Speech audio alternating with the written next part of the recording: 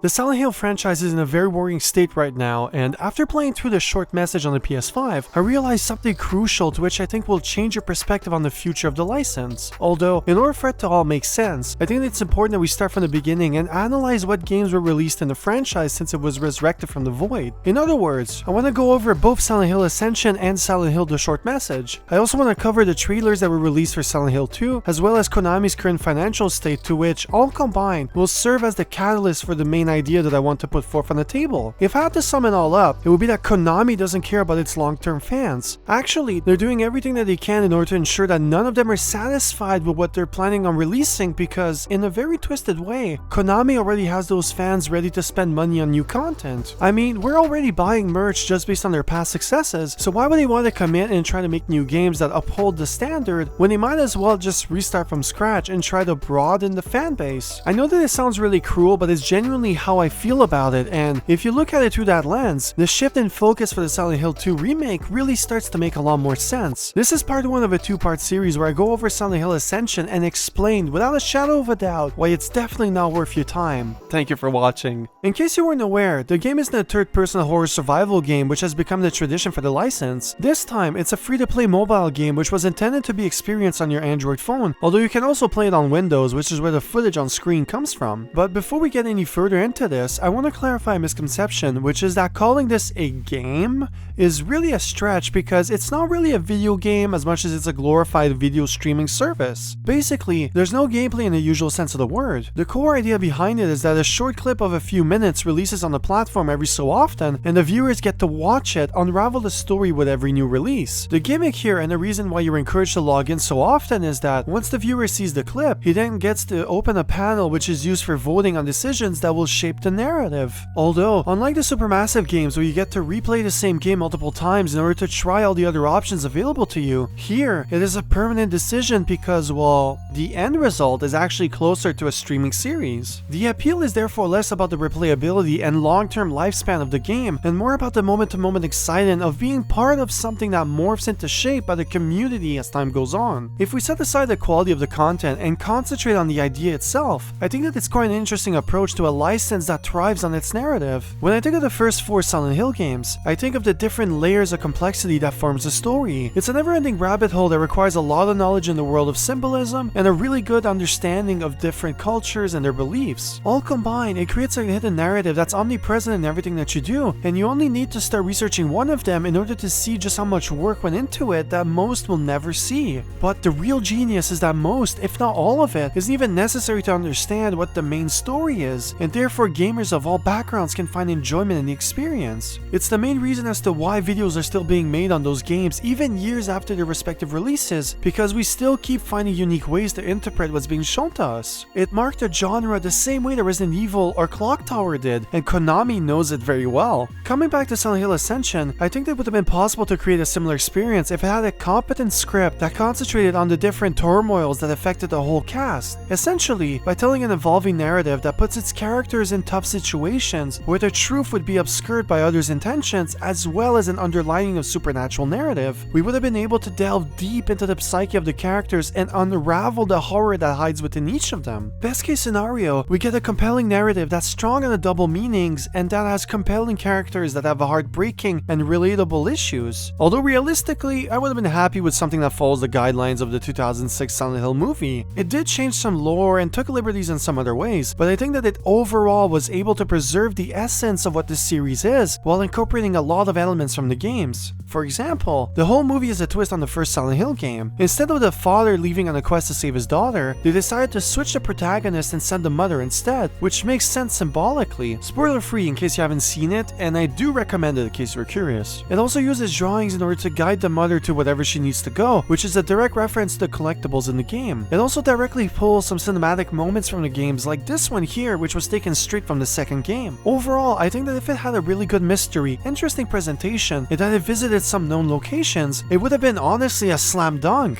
Plus, if you had a bunch of Easter eggs that either in the dialogue or in the backgrounds, I think that it would have been a really fun filler while we wait for the main games to be released, which would have been either the Silent Hill 2 remake or one of those other projects that we have in the pipeline. But, as you probably guessed from my tone so far, it ain't nothing of a sort, and the source of it all obviously comes from the fact that it's a free-to-play experience. For starters, you might be wondering how Behavior Interactive, Genvid Entertainment, and Konami can afford to make whatever this is, and the answer comes in two parts. The first one is that Ascension comes with the trappings of the platform. Basically, the game runs on its own currency called influence points, or IP for short, which you can earn by interacting with the game or by purchasing with a real currency. That currency is essentially the bread and butter of the whole experience, as voting on decisions costs 200 IP, so you basically can't vote if you don't have any currency. By the way, I found an article that was published before the game even released, stating that you can't spam the vote button, essentially stopping any pay-to-win situations from happening. Although, in my experience, that seems to be inaccurate because I'm able to press it multiple times in a row for the same decision without encountering any repercussions, and if you look at the amount that the high-ranking players have invested, you can see that they're pretty much ludicrous. Plus, free-to-play games usually live off of whales, which, for those that aren't aware, is a term used in the video game industry to define people that invest thousands of dollars on a regular basis into the same game's ecosystem. To be more precise, whales usually represent less than 10% of a total game's demographic, but they're usually the ones funding most of the experience. Don't forget that not because the game is a free-to-play doesn't mean that the company doesn't have anything to pay, like their staff, their servers and all the maintenance, future expansions on the game and servers, and a lot more. Therefore, they honeycomb you into playing the game by declaring that it's free, only to then mentally entice you into buying digital goods that are essentially easy to make, infinitely reproducible, and ultimately overpriced. All that to say that having a cap on your main offering wouldn't be good for their long-term growth, but after everything that I've said, I'm gonna have to immediately contradict myself and state that I can't actually find that many uses for the currency. Normally, live service titles intertwine all of their systems in ways that force you to interact with their currency, but here, it's rarely if ever required. You can pay to insert stickers that you've unlocked previously, which means that on top of spending IP on voting, which unlocks these mystery boxes that may reward you with stickers and generic clothes for your avatar, you also need to spend more IP every time you want to use them in the chat. You can also take part in a draw where you can win the chance of having your avatar appear in one of those episodes. Sounds cool in concept, but the reality is that the customization system for your avatar is extremely limited, never looks good, and finally, appearing in one of those works is the same as winning the lottery. The only way to raise your chances of winning is by spending more on tickets, essentially creating a pay-to-win situation once more. Lastly, when playing the minigames, you can spend some extra points in order to get some additional turns, which I'll get into shortly, and that's about it. You can't spend your points in order to customize your avatar or even to buy a new loading screen image, because yes, you can buy new loading screen images. Although what's really funny is that it always shows the default image before glitching out with the one that you selected previously, which means that you couldn't even get that running properly. Anyways, all of those are hidden in the season pass, which you can either unlock by playing the minigames or by spending real money to unlock everything ahead of time. One thing that did surprise me is just how much IP the game actually gives you as you interact with its different offerings. You gain points for watching the episodes for the first time, for example. You also gain access to some minigames which, on completion, reward you with XP for the season pass as well as IP points. Knowing that this is a mobile game at its core, what are the cheapest minigames that you can think of that are cost effective, easy to reproduce, and also easy to slap a new license on them? How about an item searcher where you have to find 10 hidden pages in the layout while often completing basic puzzles like using an item in the right spot or interpreting some text in order to figure out the code for the safe? How about a tile sliding game where you have to move the tiles until you assemble the picture? Or a wire minigame where you have to connect the currents together in order to reach the end destination? How about a code breaker minigame where you have to figure out what symbols go in the right spot by randomly trying some combinations and seeing the hints that the game gives you? How about a minigame where you have to slide all the knives out of bounds, but different types require different moves? I kept the funniest one for last. You know what I think of when I think of Silent Hill?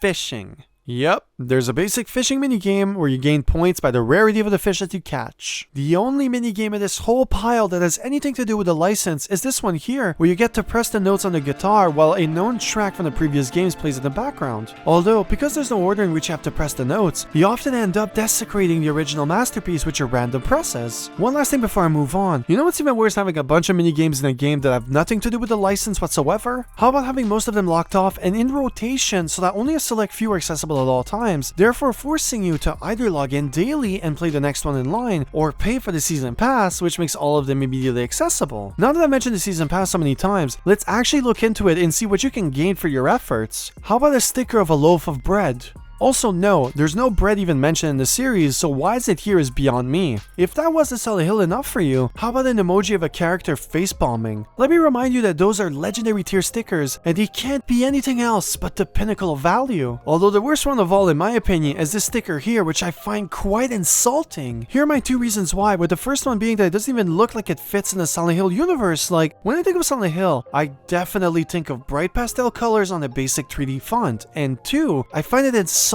towards anyone going through some rough time. Traumas aren't a joke, and I feel like the way it states it's trauma, like it's trying to emulate the rainbow meme from SpongeBob, really downplays a serious issue that our society faces, let alone a game that has those same memes in its story. Konami is selling some basic merch of the game, like a t-shirt that spells one of the monsters way down the line, a simplistic bonnet hat, and guess what? Someone in marketing loved the design so much that they thought it would be worth making it the only one that has two different formats that you can purchase it. Like, most of the art that fits the Silent Hill we know isn't even sold as merch and only has one format to maximum, so who thought that this was more representative than anything else in the game? If you think that I'm wrong and this isn't disrespectful for the license or the people going through rough time, please let me know in the comments section. Usually, I'm not a snowflake for these kinds of things, but honestly, after the whole thing that I've shown you and everything that I'm going to show you for the rest of the video, I really think that this is too much. Although it is very representative of the license and the stuff that I'm going to be talking about soon. So, to each their own, I guess. If I had to sum everything up to this point, there's barely any reason for you to be part of the experience, let alone invest any money into it, because there's nothing you haven't seen done better somewhere else. If you didn't pay for the season pass, you get to watch a short clip, vote, and do the few little mini games available to you on that day, which is always one in the arcane section and two more in the mindfulness tab. You can also complete the daily and weekly challenges, which you can usually complete in less than 5 minutes, as they're really easy stuff like vote once, earn 400 IP, and complete a puzzle, which often gives you the amount you need and more. On the flip side, if you did indeed pay for the season pass, you have everything unlocked ahead of time, so there's even less incentive in playing the little that it has to offer. It's honestly shocking because on one hand, I can't see how the system can potentially bring in a lot of money to Konami, because unless you impulsively spam the vote button in order to add huge amounts to the voting poll, or to unlock mystery gifts that contain stuff like comment to rare to your close for avatar and emotes for your comments, you won't run out of IP points anytime soon. On the other hand, I guess that they don't need that much in order to make a profit, because I don't think that they invested a substantial amount of money in order to create this service. Minimizing costs in order to maximize revenue on something that at its core has a very limited shelf time was definitely the main idea here. Basically, once the story is done, no one would interact with the app anymore, as streaming would be the only way to go, so there's really no point for Konami's perspective in investing more than they actually really have in order to make the project a reality. Not that I think that watching in the future is actually worth your time, but I mean, I'm sort of getting ahead of myself right now. At the time of writing, there are 9 episodes that you can watch in their entirety, with the 10th being underway. For those reasons, I don't think that spoiling the first episode would be that big of a deal, as it served mainly as an introduction to the story. It doesn't go too deep in the main plots that occur later on. At the same time, all issues found in this episode are also consistent throughout the series, so I'll be able to properly critique it and illustrate the issues that I have with it. I also want to state that I'm currently up to date on it, so I'll be using that heist site in order to vaguely illustrate how it evolves over time and why you basically shouldn't even watch it. Although, all that being said, I'll still be using some of the clips in the next 2 episodes in order to illustrate some technical issues that I have with its general presentation. Therefore, by taking them out of context, I'm essentially voiding their intended meaning, which means that there's no chance of it spoiling something if you do intend on watching this show for yourself. With all that said, the story is composed of 4 distinct narratives, with the first 2 happening in Pennsylvania, USA, and the rest is in a small village in Norway called Stille-Dalen. The show starts with a ritual gone wrong, as the main subject, called Joy, refuses to complete the ritual protocol midway, essentially opening a door to an entity that kills her on the spot. Her accomplice, a high-ranking cult member and mentor, Rachel Hernandez, survives the encounter physically intact, but has been haunted by visions ever since. Though, after talking with her cult leader, Xavier was able to make a connection between what she saw that fateful day and what was written in the sacred texts. That was enough for him to crown her as the Blessed One, savior of the people, and the one who will end the dark presence invading the town. That's also the basic premise for him, because words, most if not all of his dialogue is somehow related to him convincing her that she's the chosen one and therefore needs to shut up and do what he says. Rachel is also joined by her loving husband, Alonso Eric Hernandez, who recently joined the cult and therefore doesn't have the right to speak his mind or join most of cult meetings. In other words, as Rachel is a major control freak, it only makes sense that he's a submissive type that follows orders and tries his best to not step out of boundaries. Basically, it's the chain of screaming. When your boss screams at you, you never scream back. That's why there's a little thing in corporate America I like to call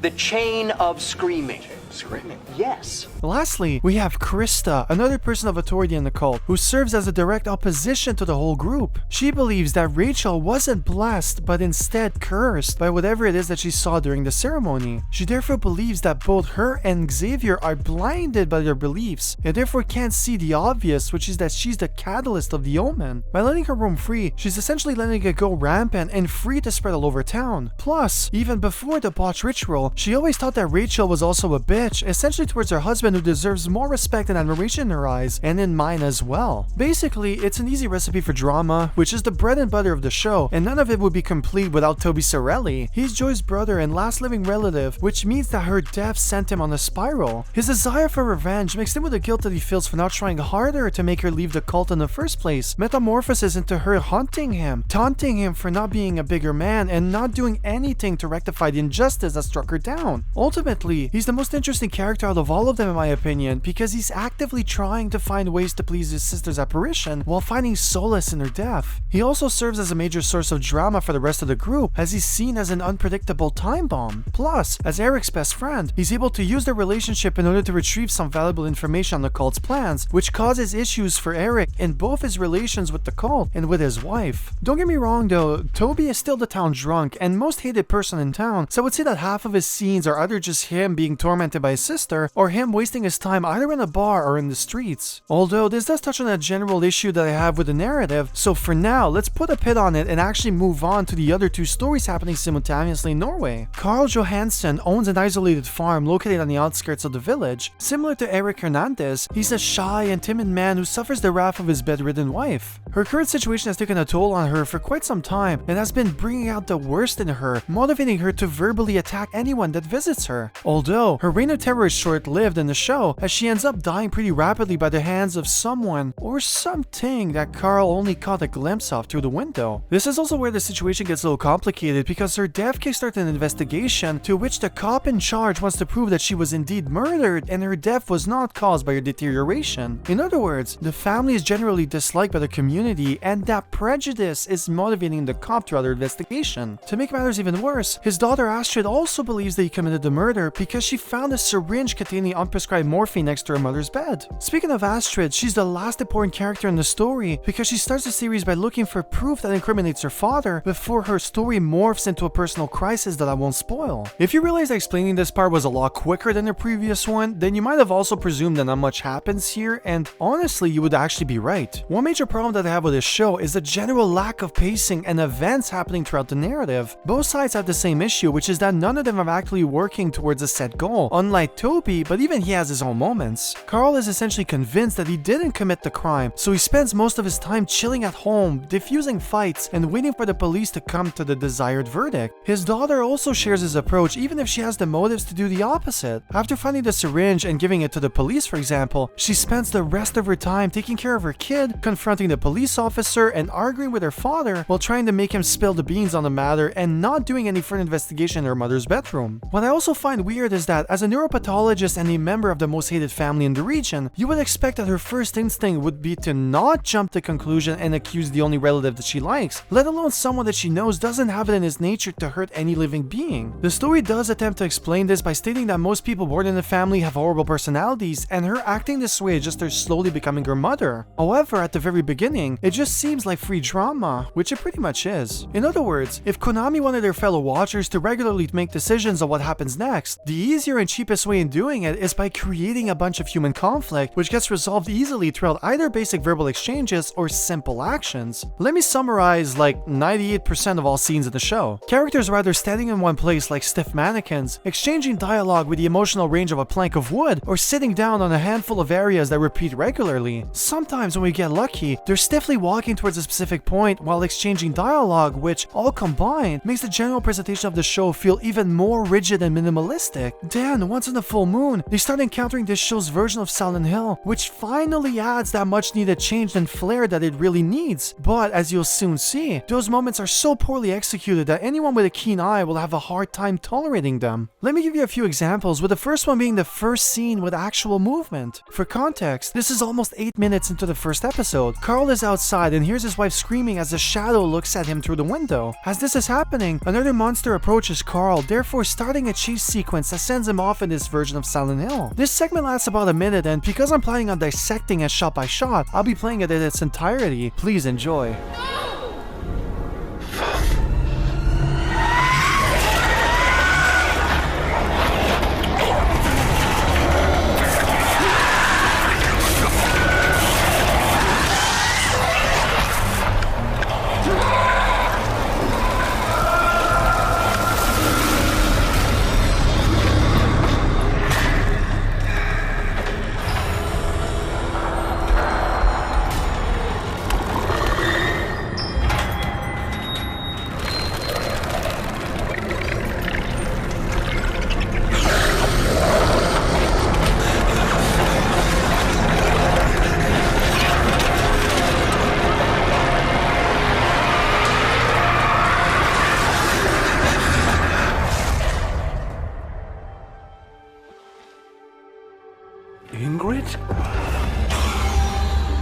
Other than the fact that he's clearly jogging instead of what was clearly intended to be a sprint, it looks even worse when juxtaposed with the interconnecting scenes of the monster. On top of it being animated more hectically, the camera work is out of this world in a way that does indeed work in its favor. It gives the action a nauseating feel, which helps it look even more threatening, so I do think that they succeeded on that end. The problem is that it breaks all the scenes where the focus is on Carl, as the same level of imagination wasn't given to him, and therefore looks even worse by default. The scene is then followed up by the monster just giving up on him for no reason as to why, which teaches the viewer that the tension is superficial. Either that or entering Silent Hill acts like a Resident Evil loading screen, although I disagree with that statement, as the same monster is also present in Silent Hill realm, so logically, it should be able to enter it and not exit it to the very least. In my opinion, it was made this way in order to artificially remove tension before showing us that he's not out of the woods just yet. Then, if that wasn't bad enough, we're also robbed of the proper transition into Silent Hill, which is something that happens often, as showing us the transition like in the previous games would require a lot more particle effects, animations, coordination, and way more. Why do all of that when you can just change the color of the fog and add a loading screen, right? Then, while he's spying on a dog in the next room, he gets jumped by another dog. Note the inconsistency in distance and speed between the dog finding him and the next shot where he's trying to catch up. Additionally, this might be a cinematography error, but if we're supposed to believe that the dog he saw in the room is the one that was added, and then it came from the wrong side of the corridor, as it should have come from the left and not the right, either that or it's an entirely new dog which wasn't shown before, which is also an error as it leads to confusion from the spectator. Either way, what definitely is a mistake is how the second dog is animated. Just look at the way it runs. You'll see that it's having clipping and timing issues because it was animated faster than what is shown on screen. Although, that was probably done on purpose because it seems faster than the other dog and therefore gaining on Carl. You'd think that they'd be done for sure, but you'd be underestimating the power of camera cuts because it saves Carl from the attack. Carl then slams his whole palm of the button because animating the proper gesture would have been time consuming, and then we get the final reveal. He's being surrounded by more monsters, but what breaks it for me are the dogs once more. They're in full sprint last time we saw them, and really close to the end of the corridor, as we can see with this wallpaper here. Note that the same wallpaper appears here, and look, the dogs are getting closer to it, so not only is the timing and distance wrong, they took the time to stop, go backwards, and then walk forward once more in order to appear in the shot. Also, let's not forget that Carl is also ridiculously lucky, but the fact that none of the monsters decide to charge towards him, unlike what we saw previously, which means that it's the second time that he should have died for sure. The door then opens and he enters the dark void. The next thing we know, Carl is disorientated in his wife's room, meaning that either he dreamed the whole thing, or anything can happen between cuts. Also, it's important to mention that Carl isn't stated to have any visions of any kind. Rachel is the only one that has them, so when this kind of stuff happens to her, like in this scene here where she sees a dog that disappears as characters enter the room, it gets a free pass, unlike Carl, where it just looks cheap and badly coordinated. Here's another example just to prove how janky this whole show is. I won't give any context this time as it happens in chapter 3, but pay close attention to the placement of the hands on the gun and the way he loses the weapon later on.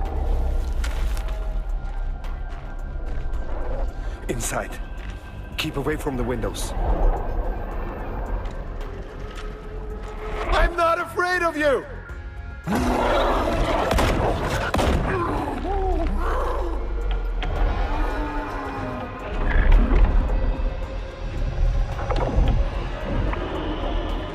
Come out, you coward!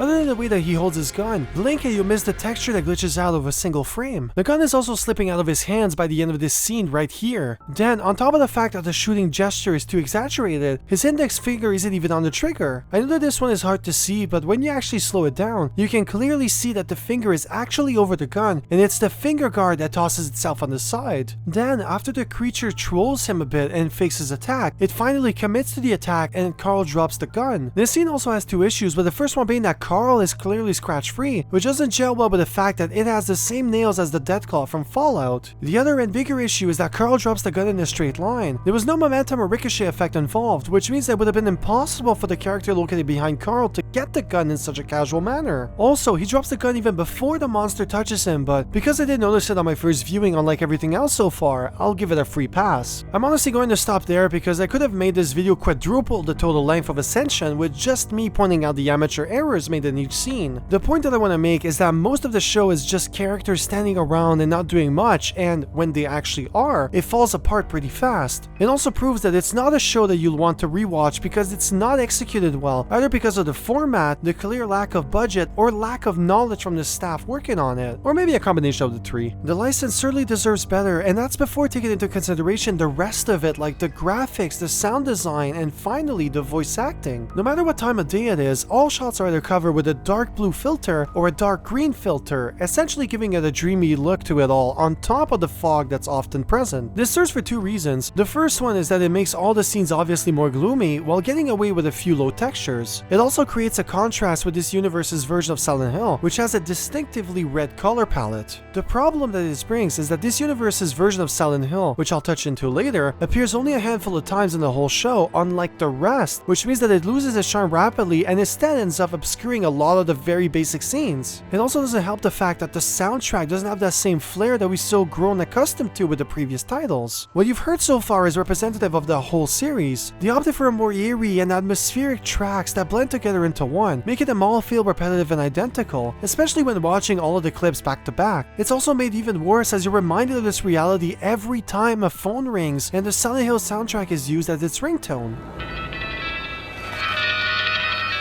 One other thing that they ripped off from past games, this time Silent Hill 2, will be the first monsters that we see in this show. It looks a lot like the lion figure monster with barbed wire and chains. I do have to admit that it looks pretty good compared to the rest of the enemies in the show, and it's probably because the base of the design is simplistic and proven to work. The same goes for the monster that kills Joy called the Entangler. It has a similar vibe, shape, and benefits from the quick camera cuts and dark atmosphere in order to make it look somewhat disturbing. I do say somewhat because it doesn't feel like they pushed the design far enough in order to make it memorable, although I would understand if you prefer its simplistic nature, so I wouldn't hold it against you if you disagree. But I don't think that you can deny that this one just looks so horrible. Like, it looks like he has a garbage bag over his whole body, and the way that it's animated just looks janky. Worse still, it's the enemy we see in most often in the show, and it's the worst one in my opinion. Maybe even the worst one in the whole franchise. There are indeed more monsters in the show that I won't spoil here, but what I can say is that they don't really fit with the designs that we're used to in the franchise. On top of it not being nearly as complex symbolically, they also resemble others that we've seen in other games. Honestly, it's overall not really good, but it's definitely not as bad as the voice acting because,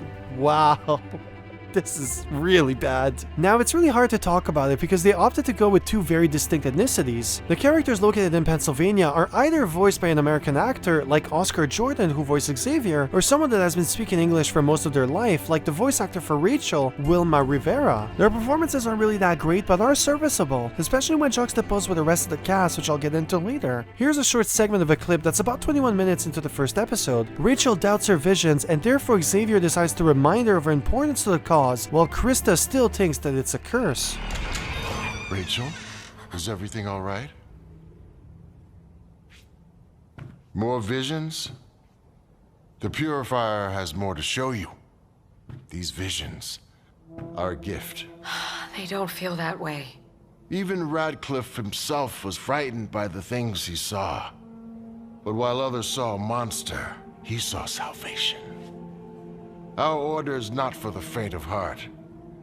But I've never had to worry about that with you. I always knew there was something special about you, Rachel. And now the Purifier has shown me I was right. Something to share, Krista? What if you're wrong? What if she did see a monster? The Pestilent. Xavier, you know why we came to this town. What we're here to do? Can we really risk everything on a feeling? Faith, Krista. And until now, my conviction was all I had to keep us, this whole damn town, safe. Here are the other two characters that show up in regular intervals. We see an intoxicated Toby trying to reach his sister with his phone, while Eric enters the scene with the goal of telling him that his sister's dead. Toby, I need to talk to you. Yeah, you do. Your wife is pulling my sister deeper into her goddamn cult. And it needs to stop. She's dead. Rachel? No. Your sister. Joy. No. Joy's fine. I just heard from her. I'm so sorry. I am. You need to know Rachel and I both really cared about Joy. You're serious? How did it happen? I'm not sure. What do you mean you're not sure? Rachel said it was some kind of accident. Wanted me to give you this.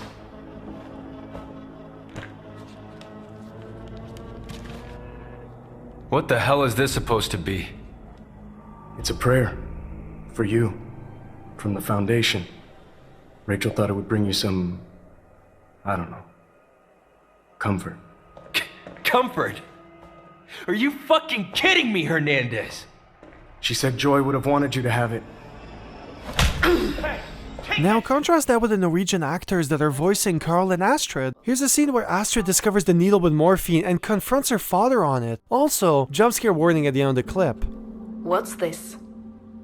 Oh, that's your mother's painkiller. Papa, she didn't take any injections. What did you give her? I was just trying to help. That's all.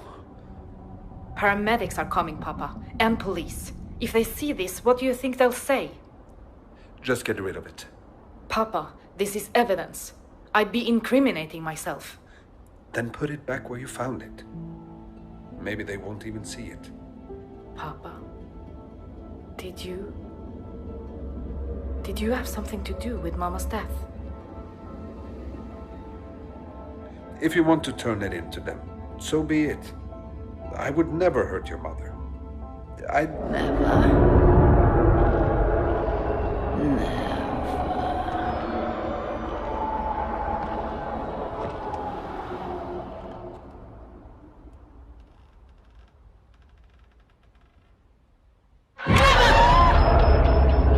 Astrid. I think the ambulance is here. I should go downstairs. Did you see that jump scare? Stuff of legends, I swear to God.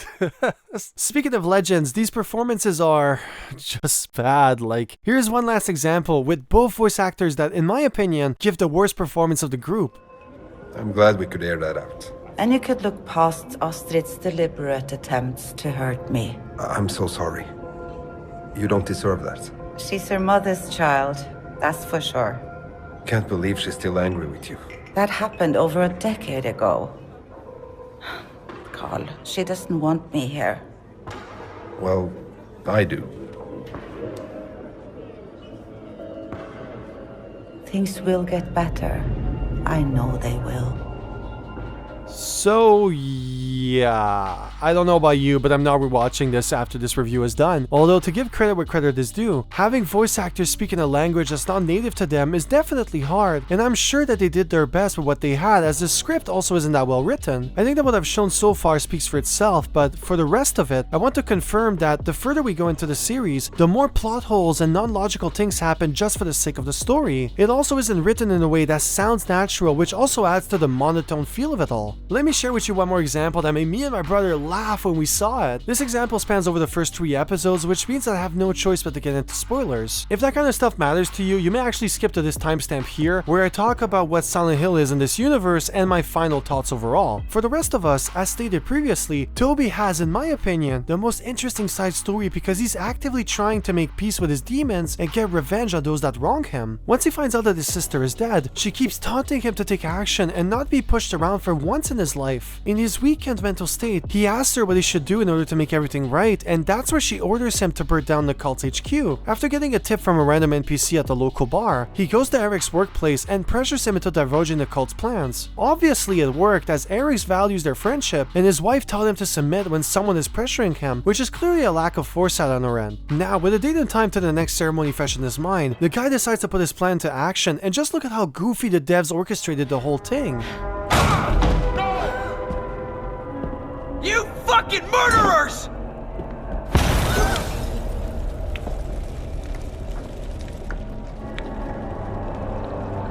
Toby, what are you doing? Like, what? That was his master plan the whole time? Throwing a single Molotov in the corner, missing everyone? Like, what? Plus, he doesn't even retreat, he just stands there like a fucking idiot, waiting to be apprehended or something. Also, he looks so confused when he enters the room, like he's not even sure what his plan is anymore. Then, Rachel gets a vision, probably as a side effect for not finishing the ritual, which summons the same monster as the one that killed Joy. Although, even if all the characters were present in the vision, only Toby and Rachel remember what happened. He therefore calls them all crazy, that doubles down on wanting to destroy the Foundation, and you know what the reaction is? Let's invite him to our cult. Okay, I get that only Rachel had visions so far, which means that having someone else that has them is a big deal, but the dude barged in with the intent of killing everyone. Obviously, his incompetent ass couldn't do it, but still, and then he doubles down on it because he thinks that there's an evil satanic cult? Who in their rightful mind would be like, well, he indeed's accusing us of murdering his sister, he tried to kill us and burn the place down, and now, his will is even stronger than before. Plus, if we try to recruit him, he would get direct access to all of us at all times, which is probably the reason why he would accept the offer if we ever made it possible to him, but fuck it. He'll get rehabilitated as he learns to believe in the cause. Like, what? Again? You know what's even funnier? They think that because he saw the same demon that Rachel saw, he must be the source of all the fucking darkness, so they essentially ask him to commit suicide in order to end whatever's been happening in town. In other words, the original person having these visions is the chosen one because, well, she was the first one to have him, but the second person, nah, we can't have that, right? He was forsaken, and therefore he must be purged, like... I'm at a loss of words. It just doesn't make any goddamn sense, which is just one more example how this script is badly written and put together. But hey, you know what? There's actually even more. At first, I actually didn't even want to cover this because it happens in episode 8, but fuck it, you're not gonna watch this after I'm done with it. And honestly, it made me laugh so much that I really want to just memorize it and put it into the show. Oh, and again, timestamp here in case you don't want to hear about it, but honestly, you really should. At one point, Rachel loses faith in the cult and therefore takes the situation into her own hands. She performs a ritual that she found, which requires her to manually remove her own eye in order to gain a new level of clarity. The catch is that she never asked for the approval of the rest of the cult members, so they essentially accuse her of treason and therefore send her to be judged by the council. Although, the hero doesn't really go as intended, as she basically gives them all the middle finger and decides to exile herself in order to be more actively searching for her sister. The kicker here is that she also never warned Eric of her plans and essentially left without him, leaving it in the hands of the cult to inform him of her abandonment towards him and to their religious society. They obviously do exactly that, and can you actually guess what the solution is to this whole endeavor? You may actually pause the video if you want to guess, because honestly, I don't think you will, because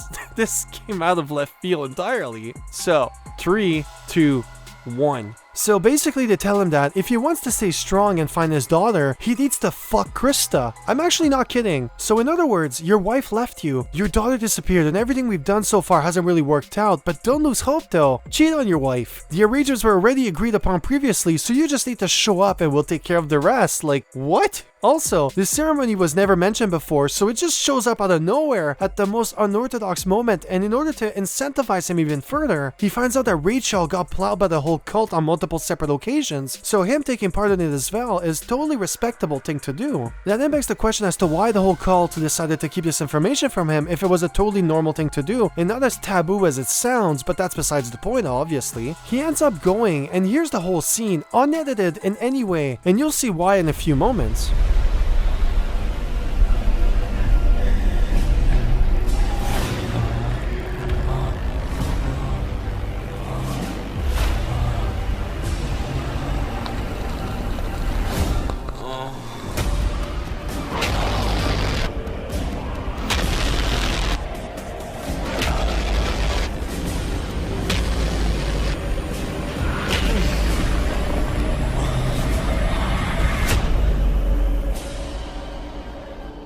If you remove the context of this whole scene here, would you actually be able to tell me what they're taking part of? Fully clothed and shot horribly, I would sooner believe that this is an edgy Nike commercial that's something that's part of the Silent Hill license. Also, what impressed me as well is the fact that this is worse than the sex scenes in Red to Hell Retribution. They at least had the decency of showing us two Barbies going at it, unlike here where you don't even get the sound design that reflects the whole situation. Also, there are two things that aren't actually explained, which the devs totally should have in my opinion. The first one is that Eric initially gets the option of not taking part of the ritual, which is what I'll be calling it from now on for YouTube's sake, and just to stand there and look at Xavier plow everyone. This ritual was intended as a strengthening of the bonds between members, so how would that even work exactly if he's technically not taking part of it? Plus, Eric was loyal to his wife up to this point and never questioned her until the script needed it, so as a man that loves his child and wife and initially sees the ritual as an act of treason, I don't really believe that he would stoop to her level and commit the act. Although, let's just say that the devs failed to communicate this information adequately, and that he does indeed do it because he found out that she doesn't play by the same rules as him. Does this indeed mean that at the center of the attention and reason for the ritual, he had to double dip in both Krista and in Xavier? I mean, it makes sense because that would indeed make their bond stronger, which is what the ancient Greeks used to encourage in their military ranks, so all that to say, who do you think would be the top dog? You think that would be Xavier, right? But because Eric has the VIP pass, well, we just won't know because it was presented in such an incompetent way, and let's face it, the devs probably didn't think about it as much as I did.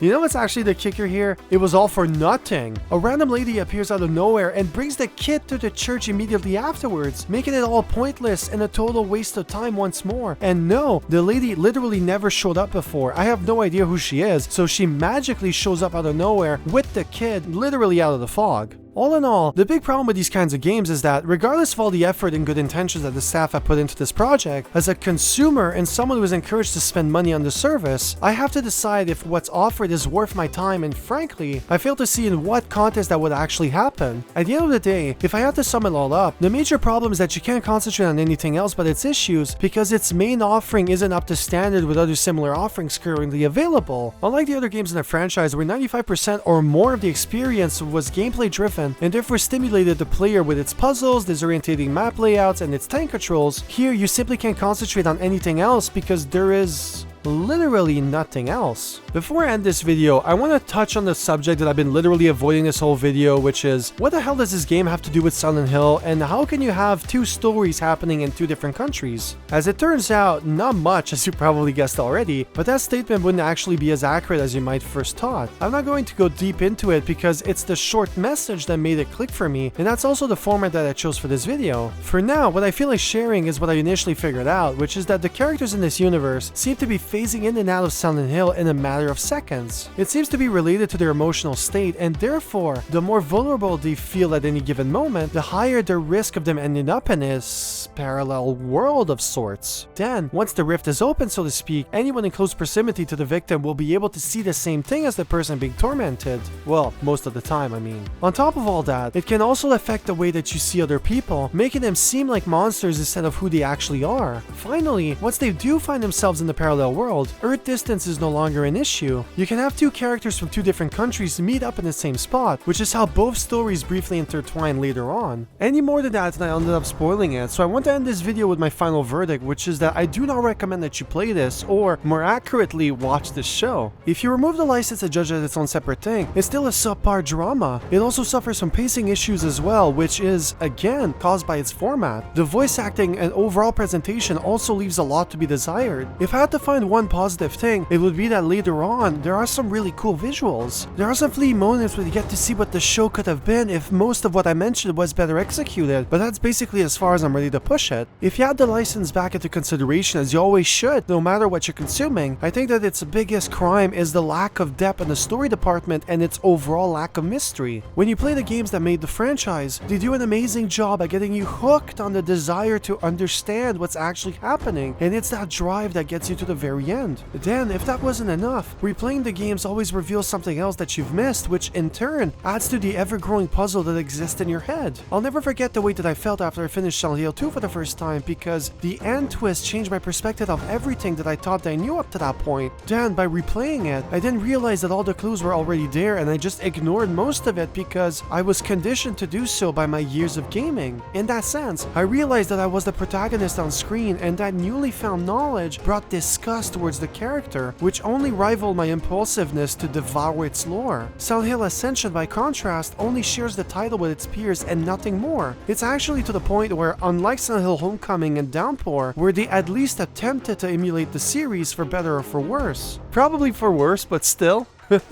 Ascension doesn't even try to pretend that it's anything else but another live service title. A Silent Hill pachinko machine made to troll existing fans as these gaze at the flashing lights, unsure if they should burn the whole company down or thank them for what, in a very twisted way, is keeping a franchise alive for the next generation. Hey, so thank you for watching. I know that this has been a long time. Essentially, I took a break from my last video because it was 2 hours long. Just so you're aware, I am going on a quick trip, so my next video will come out a little later, but I'll be able to work on the script while on vacation, so who knows. Anyways, thank you for liking and subscribing. I hope you enjoyed the video, and to the very least, I hope I saved you some time, because honestly, this really isn't worth your time. So do let me know in the comments if you've actually played it and what your thoughts are, especially if you have a different opinion than me. I would really like to know what you're thinking of. And with that, thank you for making this game, this dream a reality.